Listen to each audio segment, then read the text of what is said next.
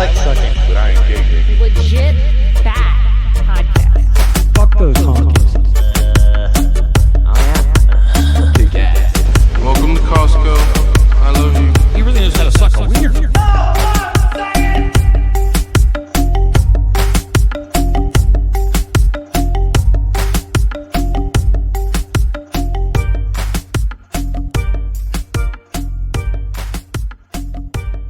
Welcome back to a special Legit Bat. We're going to tell some restaurant food service stories, and we promised to do that a couple weeks ago, and we had this guy on, Daniel Diaz, author of Who Would Have Thought, and which we have a copy of, and Jen's almost done reading. Right? Yeah, it's awesome. Highly recommend people, even if you haven't worked in the service industry, just pick it up and read it, because it's absolutely hilarious. If you have ever worked in any section of the service industry, whether you're at a fast food restaurant, whether you're a cook or a server or a bartender, just read it, because I promise it's highly relatable to you in some way. Even stuff like retail can be, you'd probably get something out of it even working retail, but food service in particular has its own set of weird shit that happens. And it's funny because a lot of it is your coworkers, but most of it's the public. So if you've ever watched Waiting, the server movie, just watch it, because it's so spot the fuck on. It's not even that exaggerated either. I've seen worse shit than that in Waiting and in real life. And so yeah, if you haven't watched it, and even if you don't work for food service, go watch Waiting, because that's hilarious. But Daniel, give us a quick little intro and where they can get your book and all that stuff. Guys, yeah, so my book is called Who Would Have Thought, a server with PTSD story. I believe because, I've been working in the restaurant business for more than 10 years now. And, I noticed that servers, they have a pattern of, dynamic. They go in the restaurant, they have to do a job, they have to go and kind of care for people that they just met, right? And they have to show them, a kind of, all representation so they can leave the tip. And then you can see, like, every server, they have the same problems in their heads, to make the money and to leave the restaurant in a peaceful way. You got to let it go. So there's a lot of good stuff. It's kind of a hero's journey that you go into when you're in the restaurant business, because you have to let your ego go so you can be in the moment. And like society nowadays, we're not in the moment at all. We're thinking like all about the social dopamine that you can get from, social media. So being a server is like being a badass today. And I think, so when I wrote the book, I was like, whoever's going to read this, my only purpose is like, whenever you read it, you're going to see yourself inside that restaurant, inside that same dynamic, talking to people, even though you just fought with your wife at home. And then you're at the job having to like, hi, how you doing today? Hey, guys. Yep. Oh, here's the new menu. So it's like, kind of badass thinking with slash problems at home, leaving behind, and then going and giving full of yourself every single day.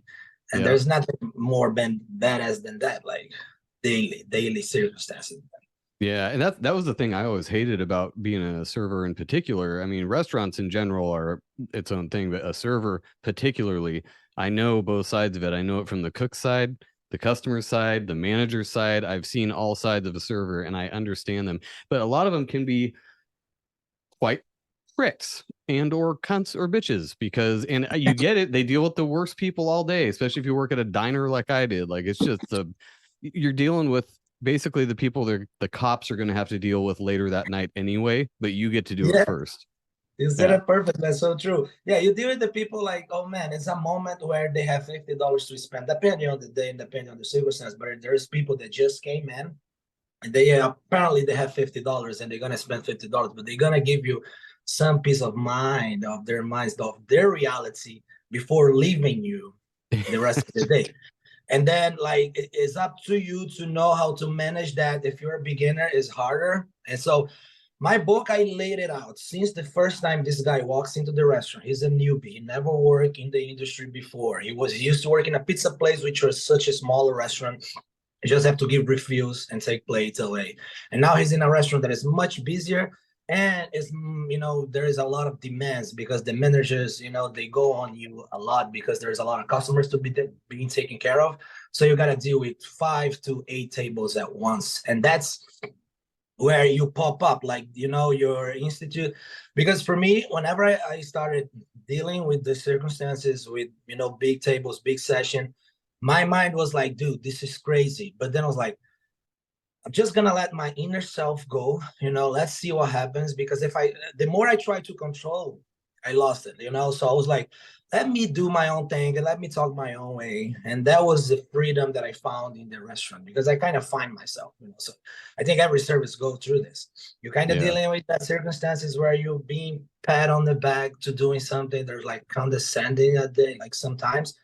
And your own mind is just like, okay, this is my job. I'm gonna make this money for a while, and then that's it. But then you meet the people. There's a lot of mentors that comes your way. I use the serving industry, and I think that's the biggest lesson. You go into the industry, you're gonna meet. Because for me, I didn't know how to speak to crowds, and I remember I had this one manager that he would like, hey, everybody's doing a bad job today. I need you all together here. And then he would like, only his voice, he would gather 100 people. And then he would send a message. And in those moments, like, I don't know how to do that. So let me pay attention to that guy when he does this. And what does he use to make that happen? Because he's just basically the same, like, especially if you work with the manager, he was a server and then he rise to manager and he's kicking ass. Like, that's a lesson to you right there, because you met the guy when he was like somewhere below, in a below level. Now he's doing a good job as a manager. So you take the lesson and then you move on. Like, wow, 3 restaurants later, you are totally different guy. And that's exactly what happened with the book. If you, goddamn, I'm so like, this is so nice because you read it. And it gives you the feeling like through the emotions he going through. He started in a buffet restaurant and then nightclub, which is a different kind of environment. And then he starts to feed it to all the drunks, all the people that comes in, they doing cocaine, they doing this and that. The mindset is all over the place, man. And like, I think whenever you do this for 3 years and then you get out, you're gonna go do whatever, you're ready for it. You're just ready. Yeah. Like Zen Buddhism. Boom. A lot of people find themselves when you're a server. You have to, for self-preservation purposes, you have to roll with the punches. You have to figure that out, because if you try to control, like you were saying earlier, it's going to get away from you. And if you try to memorize everything, or if you try to really do anything besides be fun and be happy and live in the moment, it's not going to be a fun time for you. So that a lot of people, you have to just learn to be like, whatever, I made a mistake. Who cares? You have to stop caring so much, but also still care at the same time. Well, it's a hard balance. That is one of the things the newer servers I remember had a hard time with is, I can't believe I fucked up getting the ice in this thing, or, whatever the mistake is. Like, first of all, you have to get over it first. The customer is never going to, but it always drove me nuts when somebody who's never been a server was like, I'm not tipping them. All they did was bring my food out. Okay, first of all, pet peeve of servers is for somebody to act like that. Rule number 1, don't fuck with the people who handle your food. You will regret it at some point. Stop feeling like you're so special because you have $50 to spend at Applebee's. Get the fuck over yourself. You are not a king or a queen. You are just getting to treat your family. So treat the people around you, including your server, with respect. Yeah, you get a 5-person table that all order waters. They're assholes to you the whole time. They leave a mess. Then they don't tip you because all you did was bring their food. I'm like, fuck these people. And they're like, we're never coming here again. I'm like, great. Thank you. Go away. Yeah, the beautiful side of it is like whenever you read and then you feel like, okay, I've been doing this for a long time and I know, like, you greet them and this is an asshole. Like, this guy is an asshole. He has some issues. He break in all this shit. So I remember this guy because I think the double meaning of words in serving is so crucial. For you to keep your mind safe, like peaceful wise, and because I think. I remember this manager, like there was like 2 managers arguing with each other, and then like, oh, I'm a manager too, and I make decisions. And then one of them said, okay, have fun. And on that have fun, what was the meaning behind, okay, have fun? It was like, go fuck yourself and do this then, okay? Exactly. So I love that. It's like kind of mafia thing in the industry, even with customers. And I talk about writing a book that would tell the double meaning of words. And I brought this into the podcast because I think it's out of this world. You got to know have a nice day. It's like suck a dick, bro. Those double meanings, man, like all the time we have this happening. And then if you just know, because once you know how to level up, oh my God, it's such like, it's not even a lesson for you to deal with the customer. You take this for life. And then just master And man, just master that because you're gonna need that. There's such a useful skill. You're dealing with a drunk in a parking lot. There's a harassing a lady, whatever. You can use this, So let me read some to you guys. Okay. I got it right here. Do it. Wait. Got to get a drink first. There you go. Yeah, so I'm gonna say one phrase is gonna be old phrase and then the new phrase, Yeah. Whichever you go into and then say it, without. So old phrase would be no fucking way. And then the new phrase would be, to be more polite, like, I'm not certain that's feasible. It's so general customer service shit. Yeah, it's what managers say to Karens. Yeah. Right. And you have to also in your head while you're saying these things, know that you're saying the other thing and know that you're a little bit better than that person because they're being shitty to you and you're not being shitty to them back. And you got to ear to ear grin the whole time right? like you're the nicest person in the world. Yeah. I hope you have a very safe drive home, sir. Yeah. God forbid anything to happen to you. Would hate for somebody to cut your brake lines. Whoa, yes. And then the old phrase, the second one is, you got to be shitting me, right? Like, for example, somebody ordered a dish and they're like, oh, this is not what I ordered. And then you're like, and so you got to be shitting me. And then the new phrase is like, really? So that's the one. Really? Just shortening it up. Is that so? Yes. Yeah. And then ask me if I give a fuck. I use this a lot with managers, Ask me if I give a fuck. And then the new phrase is like, of course I'm not concerned, The fourth one is like, it's not my fucking problem. And then the new phrase is like, I wasn't involved in that project. So oh, there you go. That's very that's a dynamic phrase that can be applied across all That's templates. very, very, very corporate phrase. Yeah. Passing the buck. Yeah, man. Because if you talk to a manager, so the managers that are more corporate, they go like, as long as I've been told, I think that's the way we should do things. And as long, they go like, as you can clearly see, they have those build up phrases. They're like, comes from a book and you just hear like, God damn, man, can you speak like a human being, bro? Dude, right? That's funny. My go-to phrase was always, that's how I was trained. Because A, they have no idea who trained me. And B, they don't know if that's true or not. So they're like, yeah, that's not how you do it. I'm like, well, I'm not getting in trouble though, because that's how I was trained. Or I would blame the cooks all the time. Oh, I'm so sorry they did that. Let me go take this back for you. I'm just kidding. I only did that sometimes. Okay. We always knew when the servers did that though, because I'm like, you goddamn know that you're tipping me tonight because I did not fuck up on that. Also, we picked our battles. I wasn't always blaming you guys. I only did sometimes when it was really, really important that I didn't have any blame on me. Yeah, no, that's important because for me, the moment I try because also my customers love if you give them a little shit, not a little shit, but like, come on, I thought you were gonna finish that. Oh wow, I thought you said like you like good tequila, or I thought you said, like whenever you play them like this, it's better than being subservient all the way because then you make the hyena in the guy alive. It's like, okay, I can't eat this guy alive, right? Jesus Christ. And let's go ahead, just one more quick, like, fuck it, it won't work. And the new phrase would be, I'm not sure I can implement this. Perfect. You got to make bigger words. The bigger words sound more, professional. Saying that as a server to a manager at a restaurant, I'm going to need you to take that 10 top over there, that 2 top across there, and then I need you to get 10 drinks over to this table over here. I'm not sure if I can implement that, sir. Oh, yes. You got to add on, and you need to go on break now. And you're going to need to add phrases in. Like you have to add the question that someone would ask before the old and new phrase.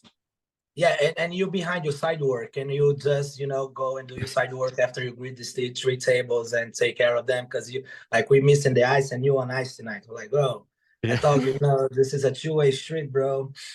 And fuck it, I'm on a break. I'll get right to it, okay? Yeah, there you go.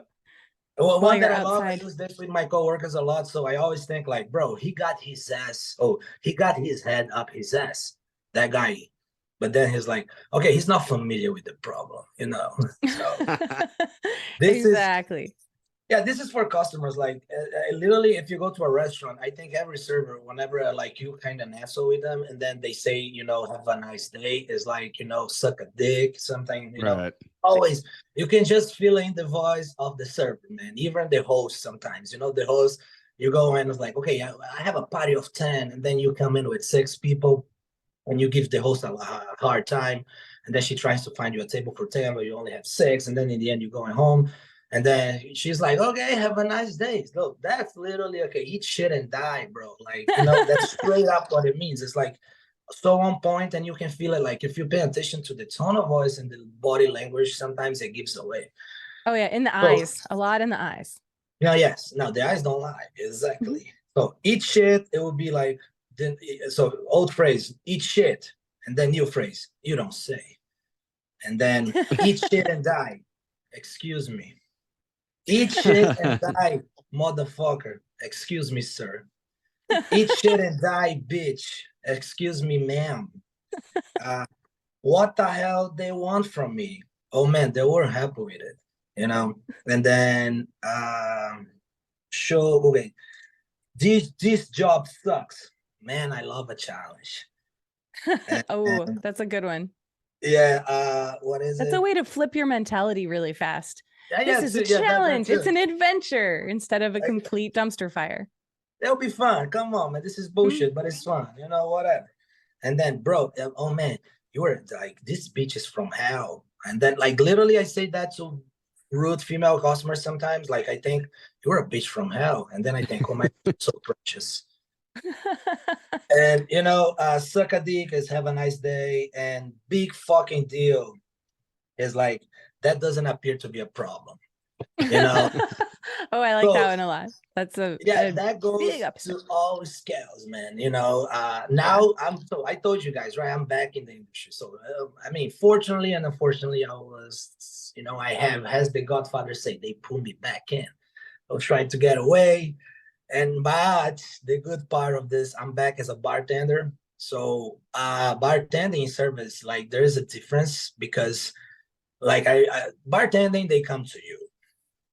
And there's more respect for a bartender than there is for a server all the time. Yes, because the bartender, they come to you. So you're kind of in your house, in your element, you don't have to go, and let's say a server. So this was last week. I was bartending, and then we got crazy busy. My manager was like, you take a table? I was like, yeah.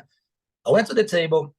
This is a clear example, like how bartenders are treated and servers are treated. Because I remember I was walking up to them, and they have their food, they have their drinks, everything was going great. And I'm like, oh, is everything okay? You guys need anything else? And the guy was like, can you bring me more queso? This is a Mexican restaurant. You know the queso dip, right? The one that is like melted cheese. It's really good. And then he was like, can you bring me more queso? And I was like, okay, yes, but that's not a refill, so I'll have to charge you for that. Is that okay? And then the guy was like, yeah, if you bring me the queso full to the top. And then like immediately my head was like, okay, if I was at the bar, that he'd never say this shit. Like give the server, like, so server, they give you this because you literally, because I remember they're all talking at the table. I walk up to them, and then I kind of stop their flow of the conversation, and I think like, this guy is here again, what the fuck, instead of being the bartender, like, hey, you guys okay? Yeah, you're so nice. Like, usually a bartender you can't get to come over because he's got 45 people he's serving. The server is so much easier. They only have 3 tables, so they're not doing anything. So the thing with serving is like, the only thing miss about, the difference between serving and bartender is getting cut, man. Because bartender stays to the bitter end, and you gotta be there cleaning the bottles and shit. Everybody's going home already, servers are drinking outside. And I mean, but that's like, I cannot keep walking as the way I was, but serving is the school of life, and bartender will be like more my school to, I don't know, man, to the next level, I guess. But I think so. A bartender is like a promotion. They usually don't just hire bartenders with no experience, but if you're a good server and you know how to make drinks, they'll promote you, Exactly. Yeah. Usually you start as a server, you gain confidence. The manager likes the way you ask questions and the way you deal with customers. And then you go up to bartender. And in my book, he's a server all the way, because I just became a bartender like the past 3 years. But he falls in love the server. Did you get to that part of the nightclub where the server falls in love with the bartender? Yeah. Yeah, dude, So- I'm almost done. So I love the nightclub too. It's awesome. Yeah, please, you're gonna get to the part where I call us, you know, I invite everybody to be a noble savage, because I think civilizing, like the civilization right now is kind of collapsing, and the things we trusted, you know, in our system about school, about graduation, about a diploma, I think that's all going away. We have Chat GPT, all these things coming, and then 10 years from now, if you're a lawyer, I don't think you're gonna be that big of a deal, you know. So the thing is, be a noble savage. Noble savage is like get in touch with your own traumas, because the industry is perfect for one thing that a guy called Paul Young called shadow work. That's like, we talked about this the last time. We told the eagle that in restaurants, you know. So that's a perfect place, man. That was for me, at least. You know, I'm talking about my experience. For me to do my own shadow work, it was inside a restaurant. You know, I would be having, you know, crazy days. Also, I overcame all the limits I thought I had in a restaurant, because oh man, I'm a double today. And then you think, bro, there's no way I'll double today. Like my legs are gone, you know, my back hurts, like my mind is off. I cannot talk with assholes right now. And then you go on a break, you smoke a joint, and you eat. Then you come back, all of a sudden the adrenaline kicks in, and there you are again, man, like a savage. What the fuck? I didn't know I had this in me. You know, like literally an hour ago, I thought I was a loser. Now I'm here and I'm kicking ass. Who am I? You know, like, what is up? Like, you go to that realm.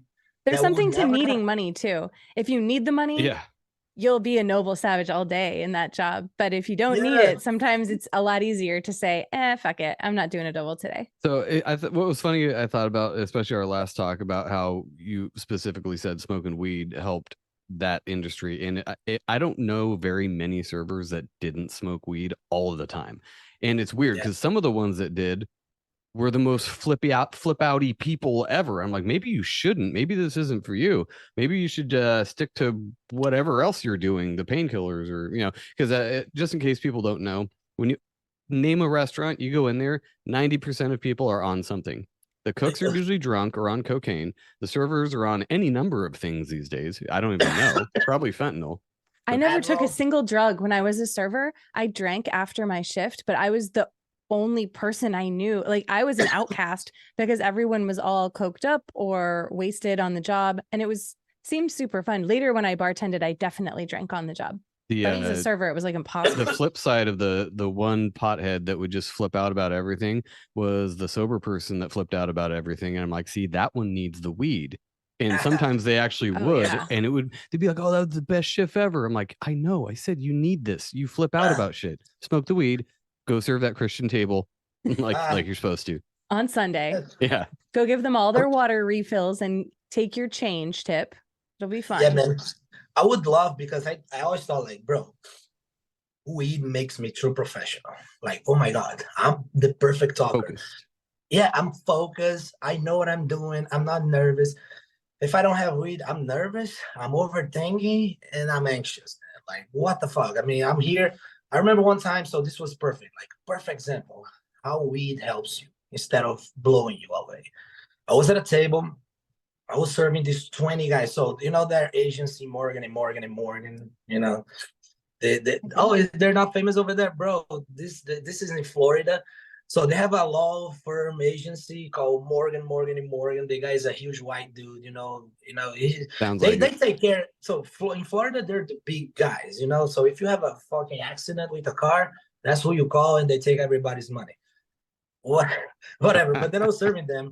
They're like millionaires. I work at the steakhouse, and so they ordered 2 bottles of wine, and each wine was $180, something like that. It was like a good price wine, and I was very like, goddamn, I'm gonna make money. Everybody's spending. It's gonna be a 300 tip, you know. Let's get this going. But I was way too high, you know. I was like my eyes were Chinese and everything, and I was like, I went to this table, opened the bottle, and then one thing that happened, I was overconfident. So I was talking to him because I'm peeling the wine. I'm like talking shit. It's like, oh my God, you guys here, you're celebrating. That is so nice. And then I'm peeling the wine, and then I put the cork, and then I start taking the cork, and then I miscalculate the cork, and I pour the cork away, right in the middle. And that's in front of 20 white guys in a table, And then I look at, like, literally make the noise like crack. And then I look at them, they look at me like, and then I like, Jesus. They're like, hey, I put the wine back, and they're like, hey, excuse me, would you just give me 1 second? I'm having a little issue with this cork. I need to go in the kitchen to fix this. I'll be right back. And then I went straight, like, no hesitation, no, doubts, no whatever. Then I went in the kitchen. I started doing my own thing, like grab it. We were really patient. I took it, the rest of so I did not fuck up the wine. There's no, wood going into the wine or whatever from the cork. Then I went back to the table real fast, like, okay, so here's the same wine, and I just fixed it, the cork, everything's perfect. Would you be okay with this bottle still served? Like, yeah, man, that's fine. Then I served them, they gave me, like, I think I made $400 that night, because it was a lot of food, a lot of drinks, wine, and coffees. Oh, yeah. And then, bro, I think, like, if I wasn't one weed that night, I would be like, oh my God, look what happened. Jesus, I'm so sorry. I'm so sorry. Oh no. And you make the situation, like, it's already a bad situation. You make it worse by the emotional reaction, especially if it's a negative reaction. Because the principle is, you're in a restaurant. You don't want to have to deal with a negative moment, So if you do something stupid, just like, be a monk, man, and then whatever, because this was like a valuable lesson for me, because I remember, like, I did not break down and everything was fine. What the fuck? That was the first time I had control over that kind of, negativity and flash. I don't know, like, mistake in front of a crowd. Because in the brain, you guys know, so the brain has a spotlight, I think, syndrome. That's why if you go to a stage to give a speak to like 100 people, that kicks in. And so you're like, oh my God, what I'm doing here, So that conscious self comes in, and then you're nervous because your brain, oh my God, everybody's looking at me. So because that's in everybody. That's not an option. It's not like an option. So I'm not going to have that. You're a human. You're going to have that. That's going to kick in. So the way to deal with this is to get exposed. And then serving, bro, you expose every day, every hour, in every, it's just like the way I am right now, bro, speaking to you guys. Before, it wouldn't be possible, like, I'll be nervous. I'll be talking like, oh my God, I didn't even know. I wouldn't be me. But now, after all this, like, oh, just two cool people hanging out. Let's share some war stories. Boom. Yeah. And I don't have to worry about tipping you, and you don't got to worry about tipping me. So we're all in an even playing field. You're not going to be spitting in our food tonight. No, I appreciate it. I didn't break a cork in front of anybody. I fucked up many a bottle of wine, but I think my favorite story is, I've told Jen this a million times, but I'm working at a Denny's diner, and I mean, we had the drunk rush, right, that comes in from about 10 to 2 in the morning, and I work graveyard, so I had to deal with, like I said, all the people the cops were going to deal with later.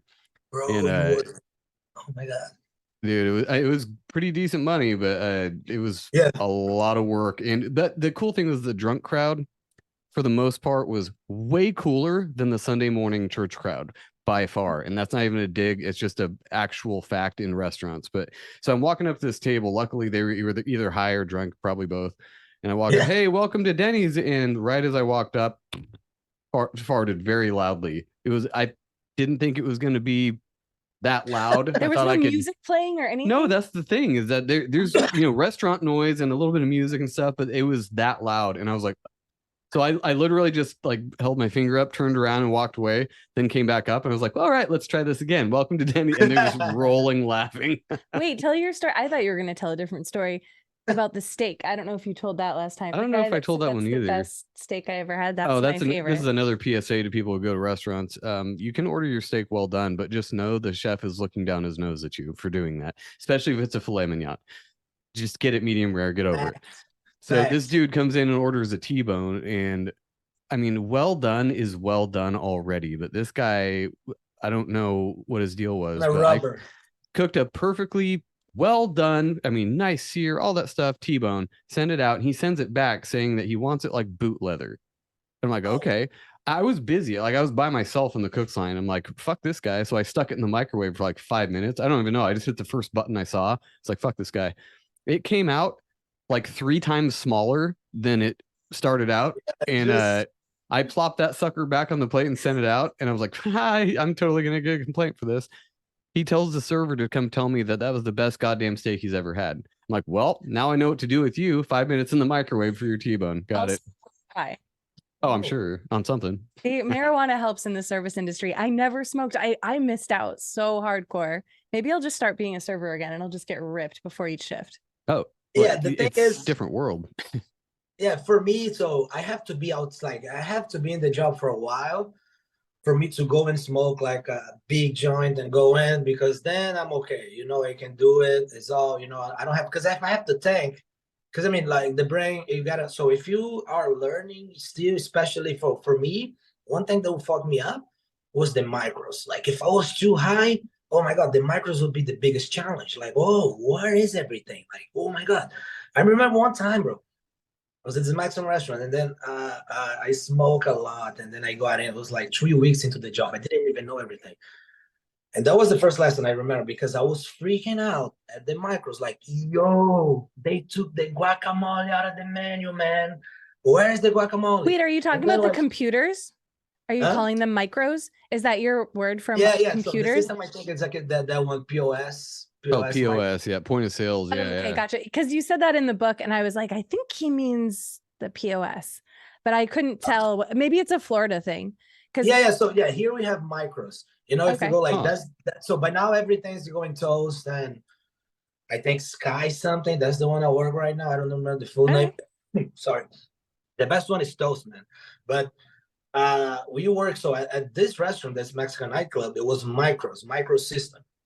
Okay. So it was like fast, you know, you type something, it would go on, like didn't have a lag to it or anything, but it would be like, oh my God, they have so many, you know, items that for you to find something, you need to be there for at least 2 months, you know, because they have like booze, they have liquor, they have whiskey, they have tequila. Like tequila, they have like, oh my God, it's a fucking 500 list. So if you need to know what everything, so you, because I mean, now you can go search, you know, a lot of systems have search, you go search, I need a skirt steak. You just have to type skirt steak and it shows up. But then before, you gotta go appetizers, them drinks, that. I remember one day I was like, dude, where's the guacamole, bro? And then I called like all my 3 co-workers, and then they came by, it's like, yo, where's the guacamole? It was literally in front of me, right here. Boom. They're just like, you're crazy, bro. Boom, they send the guacamole. And then one time too, I freak out because I thought like I'm losing my mind. But so at this time I was drinking a lot too. I remember the guy, I was at a table, so I was having blackouts at these moments because this I was an alcoholic. No, this time it was fucking hard, man. That's why the book is like the nightclub. He's an alcoholic, because that is based on my life at that moment. Rather than I was serving them waters and shit, and then the guy, I still haven't got my drink. And I look at my menu or my writing, I was like, iced tea. Like, okay. I come back, like, there you go, sir, iced tea. Boom. And then he looked at me, bro, the fuck? And then he was pissed, like, what the fuck, man? This is the 3rd time I'm talking to you. And then like, what? It's like, I asked you for a Long Island iced tea. I'm like, oh, you know, I'll be right back. And then I went, and then when the food arrived, this is in the book, actually, I think, this story. When the food arrived, he was like, dude, I ordered a Mexican burger. He got a burrito bowl. It's like, really? And then I look in my book, it was a burrito bowl written. And I was like, how the fuck did they do this?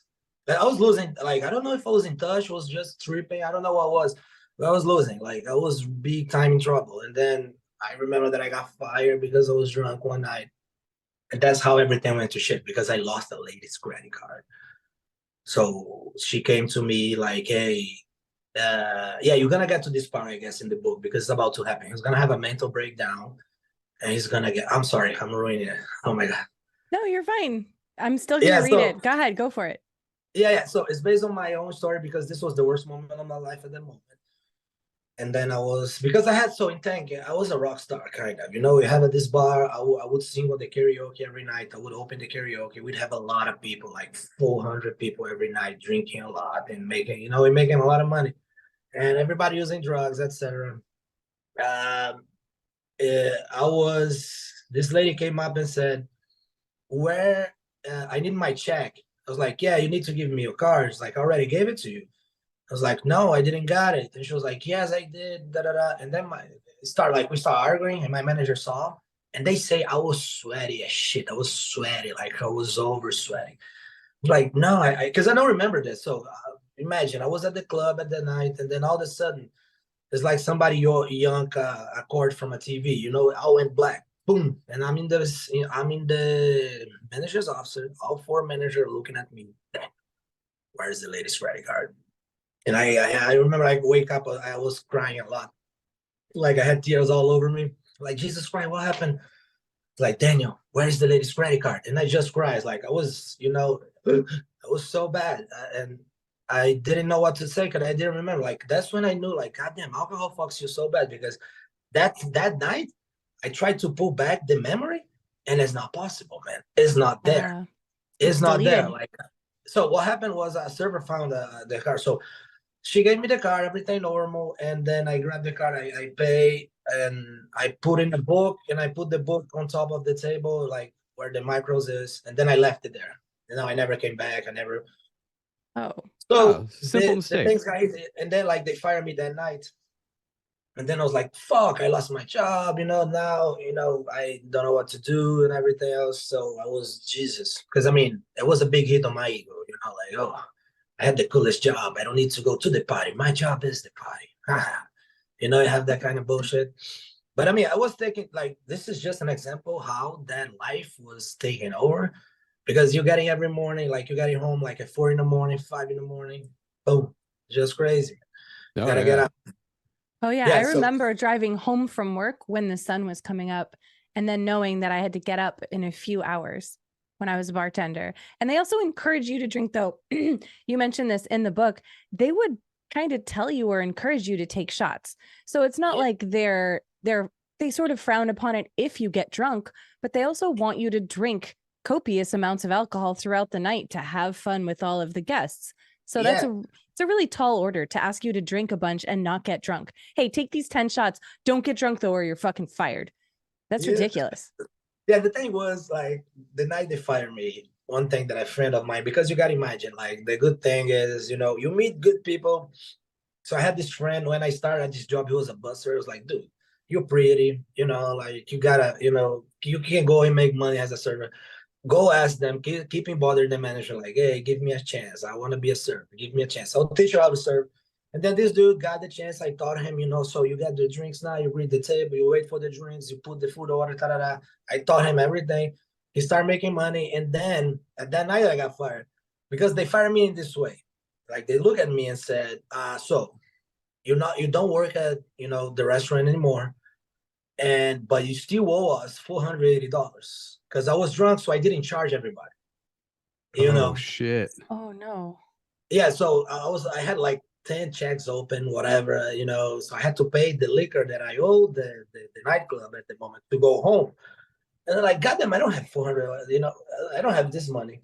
And then this guy, which is my friend Kyle, like he came. He's like, no, I got it. Then he paid for me. He had to wait like 6 months for me to pay that back, because so at that moment I was zero, bro, like $0 in my bank account. That was so crazy. And I got out, and 2 months, that's when I saw, like, I was in the dependence of alcohol, because I started a new job, and then I went to the new job at 10 in the morning. We start opening the restaurant. This co-worker gave me some attitude, and I went in the back and I grabbed a vodka bottle, like plastic vodka bottle they had to sell, bro. That's jet fuel, dude. No, man. I feel a mug and I chunk it, like, shoot, okay, now I feel better. I was like, dude, I remember that at that moment, I was like, I'm fucked, dude. I'm fucked, because I literally needed this, like, to go ahead and work a 4-hour shift in a buffet restaurant. I went back to work at, like, wow. And then I blew my mind out, and then I start the mushroom journey after that. That's when all that happened, so that connects now. But at that moment, I didn't know. I just did weed and alcohol, And you didn't ever do mushrooms or psychedelics at a restaurant, right? Because that would be, I can imagine that would be brutal. I'd never try that. No, I did. So I did whenever it was with mushrooms. No, but I did the small, the micro. So okay, that's totally different story. Yeah. But I was working at this steakhouse though, which was very rough crowd because they had two options at the moment. They had one $40 option and they had one $16 option. So I don't know, like Orlando, you get all kinds of fucks and creepies, you know, like you get the guys from, you know, the hood because it's $16 and they can steak. And then you got the people from the church because it's $16. They can come and sit down, 40 of them, and you know, talk shit and right. And then you deal like with the guy from the Ferrari to the guy to the, you know, goddamn Volvo. And I was every day, you know, smoking weed a lot. And the pen came out to them, right? The pens. You can go in the restaurant and smoke a pen. And I started doing that.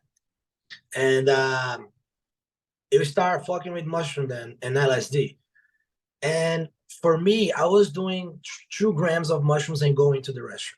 And it was just making me happy. You know, everything was just more, you know, palatable.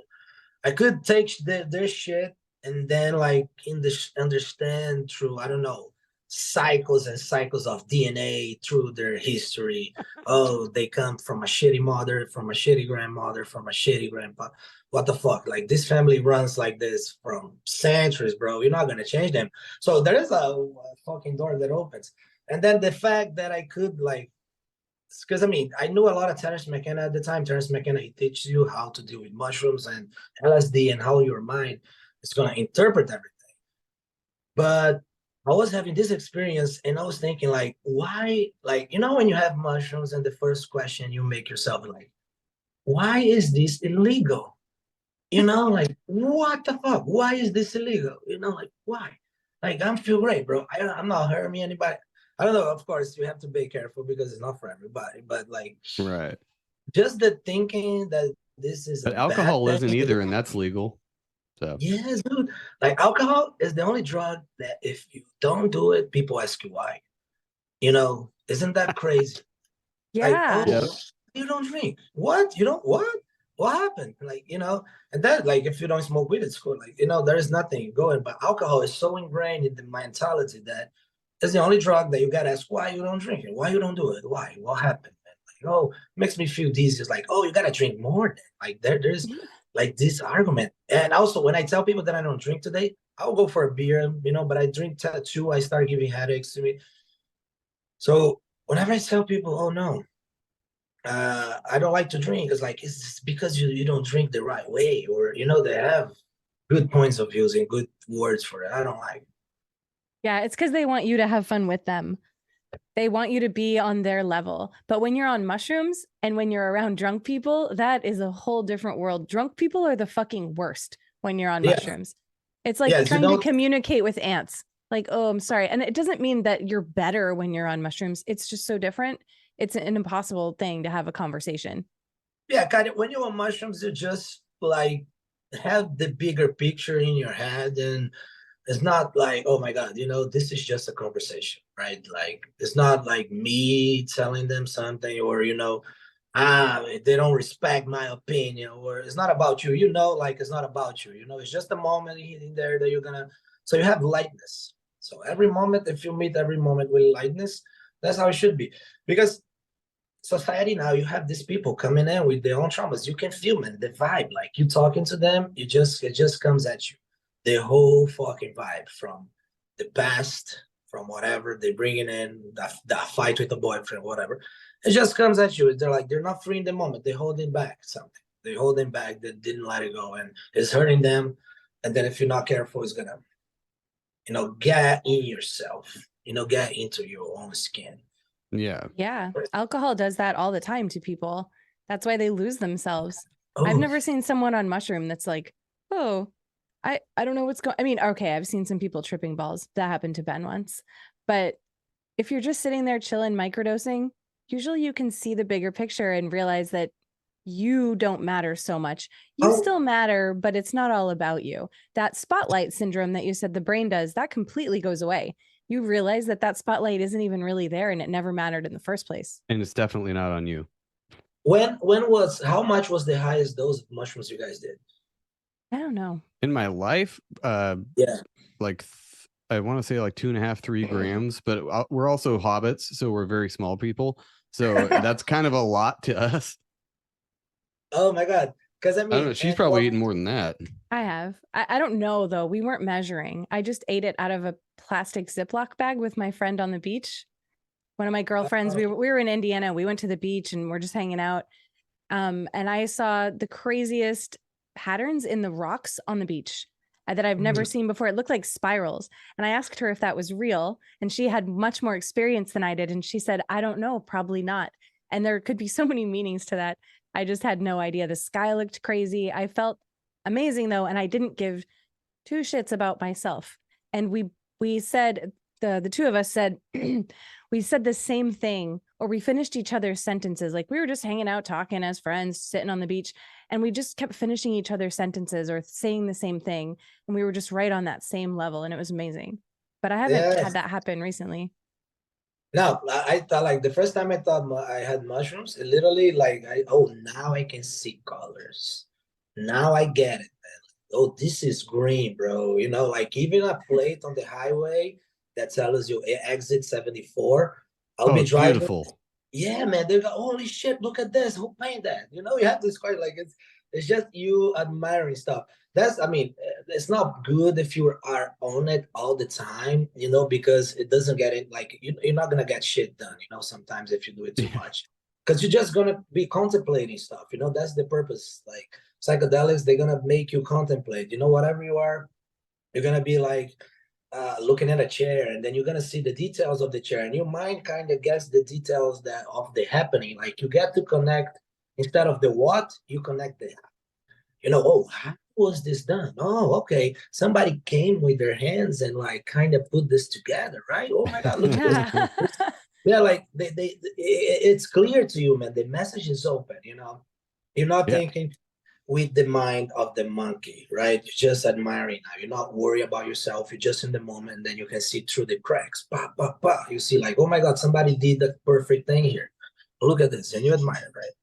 Yeah, I mean, you can do that even on pretty good doses of the pot marijuana. You can start kind of getting that half mushroomy effect from that. But yeah, the mushrooms will definitely do that. What's that nervous feeling? Yeah, what's the craziest thing you've been on at restaurants though? Because I think, well, I know that I did coke a couple times. That was not good though. It was not fun. If anything, his book is true, I know he's been on some crazy shit. I was read the story. Top of it for 45 minutes. It got everything done. Everybody was served, and then all of a sudden it all fell apart, and I was like, "Uh-oh, where's the coke?" Because now I suck. Yeah, for me the thing is I'm very intense, you know, so I can't do coke. I never fuck with coke because my family is very intense in everything they do. So if I know if I go to coke, I'm gonna be so into it that it would fuck me up like forever. I don't know, because I have a cousin. We all know the story. Like in my life, my family, he fucks it up really bad because he was on it for days and days. Nobody know how he's alive today. And for me, like I'm fast enough, you know, like I work on a 220 volts all day. So weed is good for me because it slows me down. So that would be like the perfect antidote to my anxiety. You know, I get to see things, you know, in a slow pace instead of, you know, just going out, oh my God, this is happening. Oh yes, but no, you go like, okay, this is happening. I'm gonna do this then. You know, you have the things together. You don't break down on weed. And I think I did go. I'm already too slow and deliberate with things that weed just makes me like, wow, now I'm at a quarter speed or something. But I love it. I still love it. But that's why I always, when I was younger, I would do the uppers because I'm like, I'm a lazy, sleepy person. Give me something to wake me up. I'm the same as Daniel. I've never tried coke in my life, actually. I've watched people do it. I've never tried it because I'm way too hyper. And I was 10,000 times more hyper 20 years ago when I was a server. I was like all over the place. I would have probably died of a heart attack immediately upon taking coke. I mean, I did 2 times coke. I know one time I did as in the book because I was with this Marine who like kind of puts a gun into me, and then like because I mean he had PTSD, you know, so he was kind of, you know, out of his mentally good state.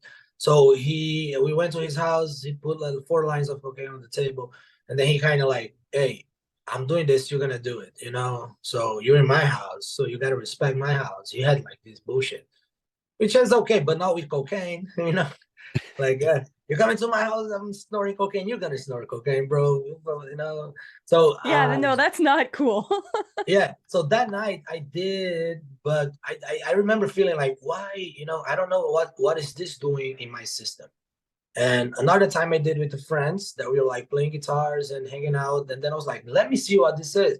Because you gotta see like this fucking powder, man, cocaine, it's like a thing in history everywhere, man. Like everybody got drawn to it. Like Freud, you guys know Freud, right? Freud was so Yeah. into it that I don't remember his friend. Like there's like this famous story about Freud. He had a friend, and this guy was also a doctor, and he was very addicted to opioid.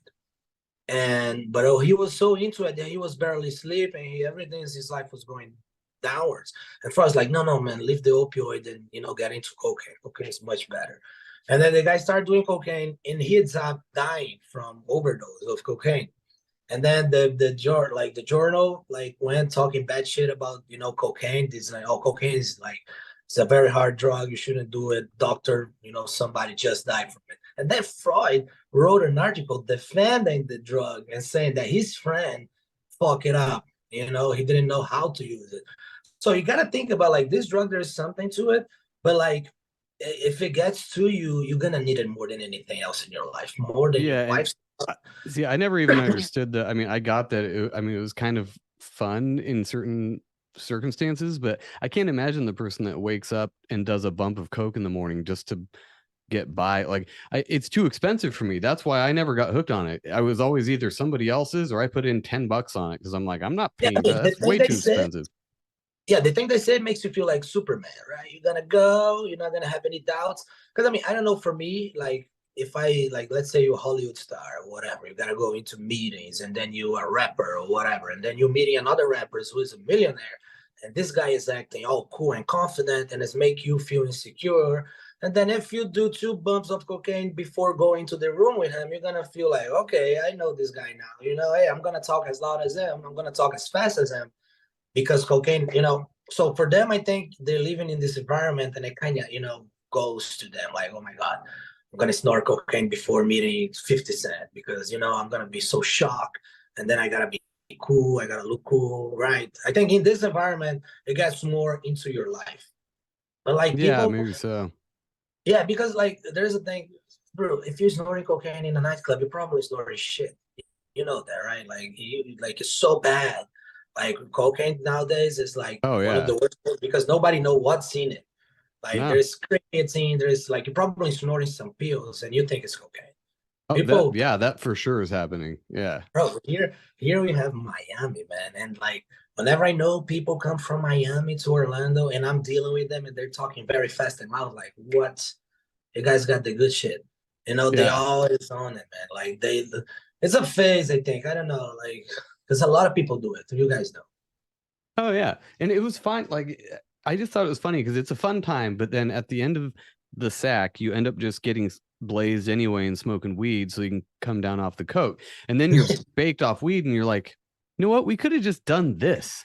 Like, it's way cheaper. We could have just got stoned or something. Like, why did we go through all of that trouble? And cops following us and shit.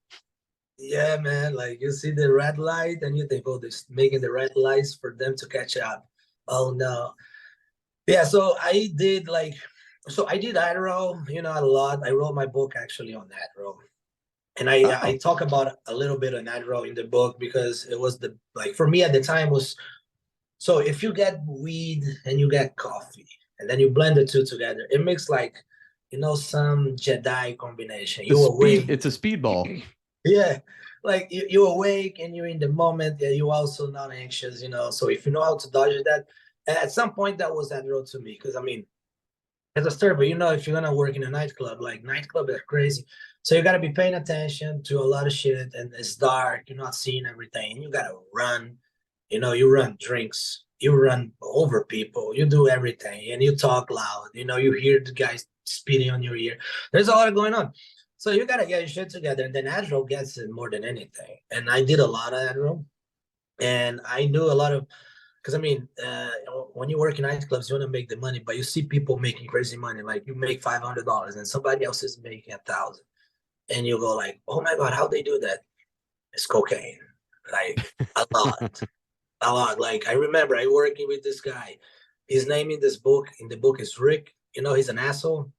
Oh yeah. I based off his personality on Donald Trump, like the things he said about women and shit, you know, like because I think Trump made it okay for you to say bullshit, you know, like it's just he being who he is and being a main stage in the world, it makes it okay for you to say crazy shit.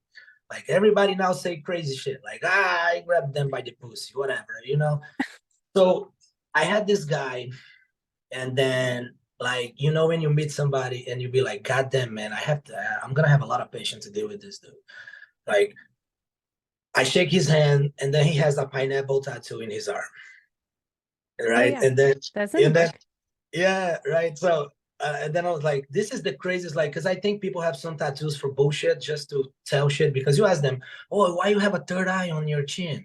Why you have this? And then you ask them, they're gonna tell you, because I have a near-death experience and it changed my life. You know, they're gonna be really serious. And then it's some bullshit story.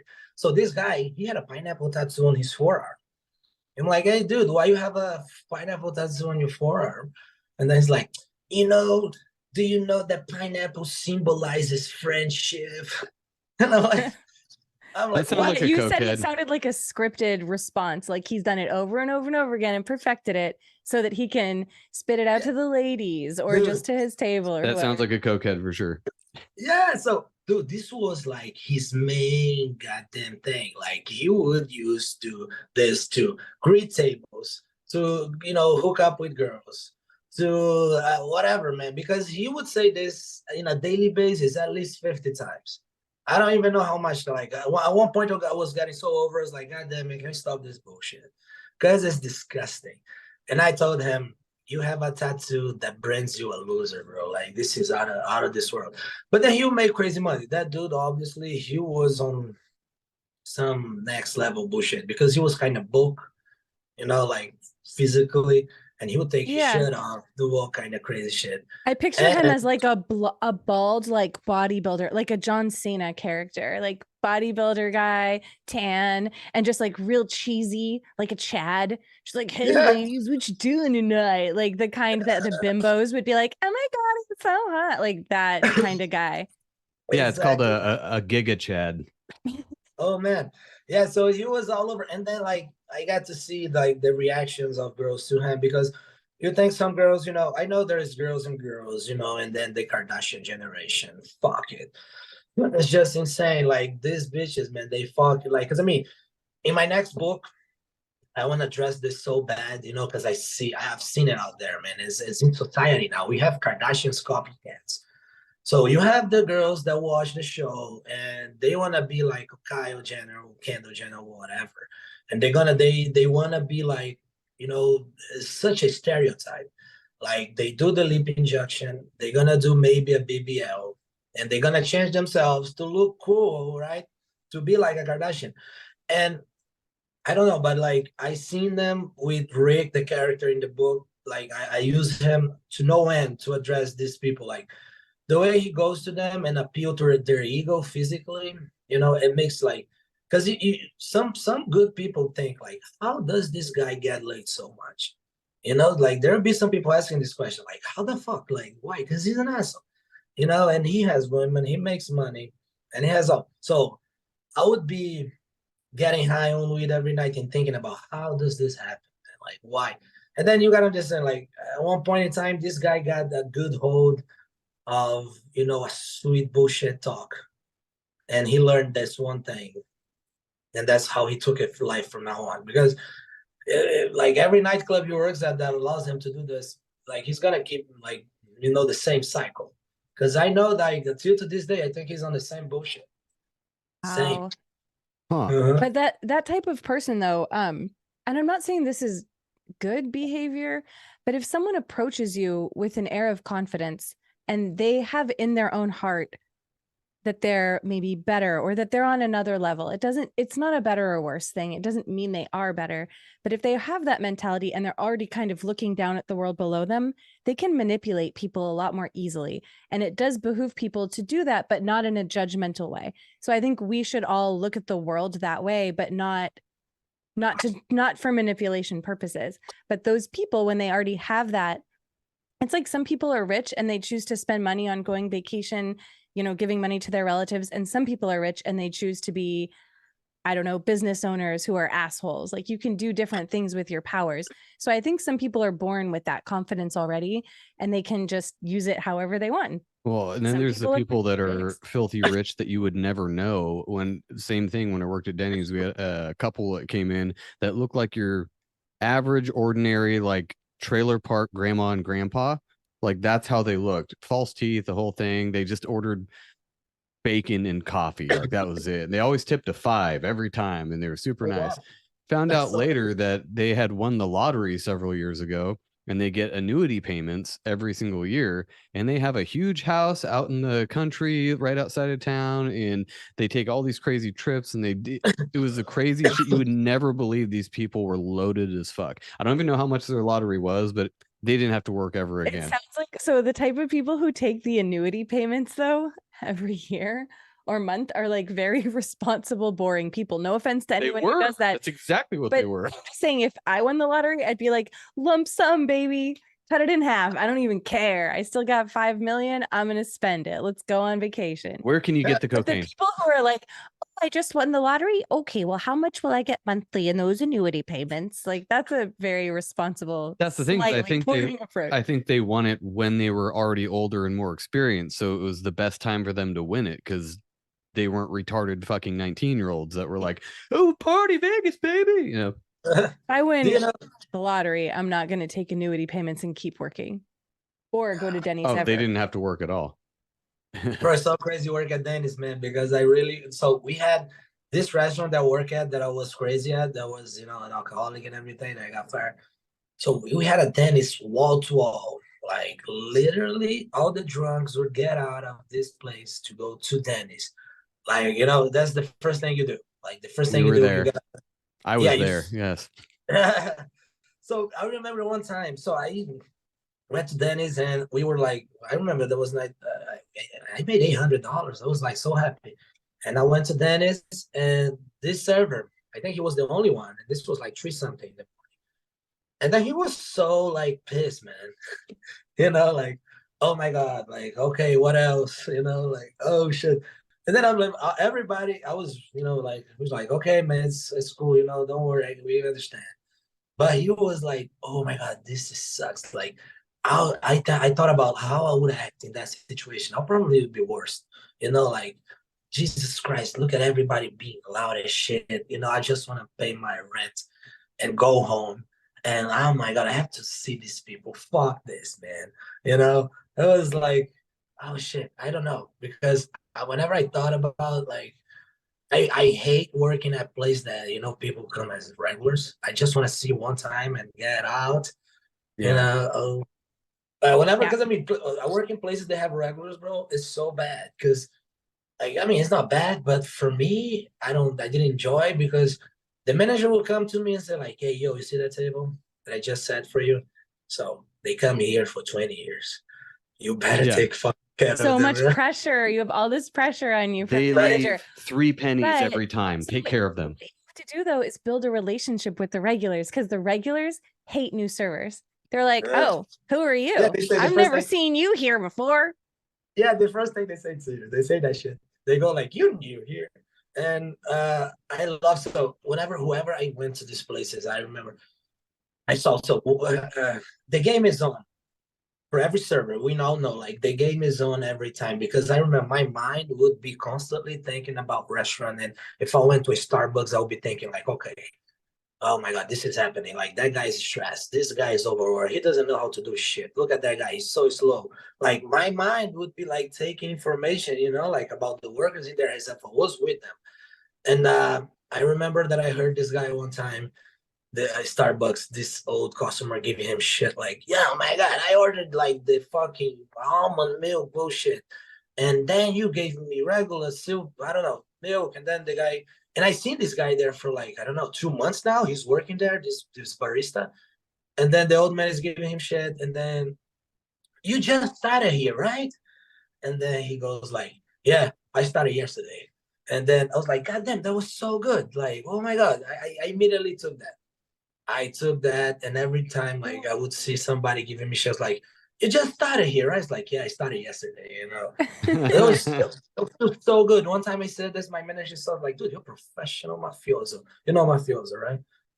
Like, you deal with the people in the same mindset that deal with you, you know. So that's Yeah. why weed is the game changer, because this creativity, bro, this because I mean there's a detachment for me to be capable of saying this, because otherwise I'm pissed, man. I'm pissed Yeah. that this guy is treating me like this. I'm Well, literally there to take the goddamn order and make his life better, that moment, whatever. And then he's giving me like, you don't know like the menu, do you? Like, bro, come on, man. Let's do this together, me and you right now. You know, and then you go like, no, man, I started yesterday. I'm just learning as you go. Come on, give it to me, bro. And Yeah, why then don't you read it to me and I'll memorize it, okay? Let's look at it. then we would go, boom. But now I love the place I work at, because it's just tourists. So I'm never probably gonna see you again, you know. yeah, no, Oh, hell that yeah. would be perfect. I live in a smaller town, so we saw a lot of the same people over and over. There were people that would refuse to sit in my section, and I was very happy about it. I'm like, good, please don't come in They here. would refuse to sit in your section? Oh, there was at least No, one that table. with time, this can fucking happen a lot. Oh Like yeah, you don't even want to see the fucking customers come in. Dude, you see servers running. Like, no, I'm not taking him. I'm not I'm taking taking a 10. I'm taking a 10. I'll be outside no. smoking. You see them, man. Like, it's just happened. Like, it's fucking crazy, because you see the guy's gonna get like, I don't even know why you come here, because you're gonna be a bitch, right? It's Like because that people scene. want to be pissed off. That's why some people go to restaurants in general. I'm pretty sure is just to be a dick to somebody. Well, that's on that also day. why you have to build a relationship with the host or hostess so that they don't seat those people in your section. Because if they hate you, they're gonna fuck you every time. They'll be like, "Oh, here's a tea Imagine, top Rob, for you." me and you, I'll call you like, hey, Rob, man, let's go to that restaurant. Let's see if they got it together now. Let's see if they got it together now. Otherwise, they're gonna fuck them up. Wow, man, you're going in, bro. Yeah. What I was gonna say? Oh, what the fuck! I was about to make a goddamn good question, and I forgot. Damn it! I heard it. I heard your Do you brain have any farting. crazy? I want to hear any. Do you have any crazy server stories specifically from your new job that you just started? Has anything crazy happened yet? Yes, I mean dude, it was nice. So I worked last night, for example, and I saw like I think it was the night that I saw the most expensive tequilas of my life. It was like this dude was just rich. There's a convention, you know, and everybody was coming in and drinking good tequilas. And it was like, I remember 5 minutes, man. In 5 minutes, I saw like $400. It's this 8 people, you know, like, holy shit, this is good time. You know, you're gonna be here. Everybody comes and they spend money. They don't complain about it, because, oh man, the last job I had, it was just like crazy bullshit. Like, oh, this is too expensive, and you gotta work with these people. Like for them, you know, yeah, it's a mind jujitsu thing. You gotta turn the thing around so you can make money. So it can be rough. I hate it. Like when I think about it, you put too much work in. You have to be dealing with them and convincing them. No, but listen, it's a $40 shot. But if you do the Cinco, which is the Michael Jordan tequila, it's $25, and then you gotta be all day on this game. You know, so Knowing the it's prices and all that shit. yeah, Ugh. it's tiring. And then now at this place, it's just like, hey, give me a, you know, Clase Azul, which is a goddamn, you know, very nice tequila, which is $40 shot. Like last night was so nice, man. It was so nice and easy. And then you make $600. Boom. Damn. Nice. Yes. $40 for a shot? Yes, man. Tequilas, they have all kind of shit. Like, you know, everybody now is into like the tequila business, let's say, is just booming, because every celebrity, they have a tequila now. George, Oh, yeah. I mean, George Clooney just sold Casamigos, but he was, you know, Casamigos was his tequila. Michael Jordan has Cincoro. The most crazy for me is I think it's Kendall Jenner, the Kardashian. She had one that tequila A18, and it's so And bad. which guy's the Cabo guy? The Cabo Wabo. He has a tequila too, right? Cabo Wabo. What is this? I don't know. name? Bravo? He's heard an of that. 80s rocker or something, but I think Ron White has, maybe it's a tequila, maybe it's a scotch. I'm not sure, but yeah, No, all everybody the has, bro, celebrities do. because yeah, like so A1A from Kendall Jenner is like really bad, but like the girls see it and they know it's her and they order. And it's Yeah. it's like $20 shot, you know, and Hey, it's bad. just look at it as That's you making a fucking living. stupid. You're I'm making a living off of the NPCs that we like to talk about, because Yeah, if yeah. you can figure out a way to work the system with the NPCs and make them give you their money, I don't see a problem with it. They want a product and you're selling it, so that's capitalism, right? Well, Yeah. I think we're gonna close up here, dude. We got a couple things to do with the kiddos and all that stuff. It's a weeknight, but we appreciate you coming on, and tell the folks again where they can get your book and any social media or anything you want to plug. Yes, guys. So my book is available on Amazon. It's called Who Would Have Thought? A Server with PTSD Story is, the book I wrote, for all of us, for you, for me, you're going to see yourself. That's the kind of hero's journey, is a coming to age story. So you understand a little bit more about yourself in the end, because if you work in the industry, you know what's happening. And the saddest thing is there is no book out there that relates our story. There is no server in a book going to a restaurant and dealing with the bullshit that every day we dealt with. Also bartenders and everything else, the service industry. And I'm Daniel Ryder Diaz on Instagram, Diaz with S, if you want to follow me and then, get in touch with everything I'm doing. I'm posting about my job, bartender now. I'm, having fun at the drinks I make and the shit I talk with the customers. It's very nice. Just me hanging out. And then, yeah, catch up with me and, back to the gym, get in shape again and everything else so we can keep the mind going. Very nice, Awesome. guys. Oh yeah. Dude, much love. We will talk to you next time. So much. And quick show note, we don't have a show this week, so I'm putting out the show we did with Ghost from My Third Eye on Thursday. We got his express written permission to do that. Do we not have a show Friday? No, and then we are not our show, but we are going on the Unjected show with our buddy Scott from well, it was Truthzilla, but now it's Rebunked Truthzilla Scott. Anyway, anybody knows him, but we're going to be live on Unjected at 6 Pacific, I think, on their channel, so you can check that out too. Thank you, Daniel. We will see you again very soon, I'm sure. But yes, let's keep that up, guys. Bye. All right.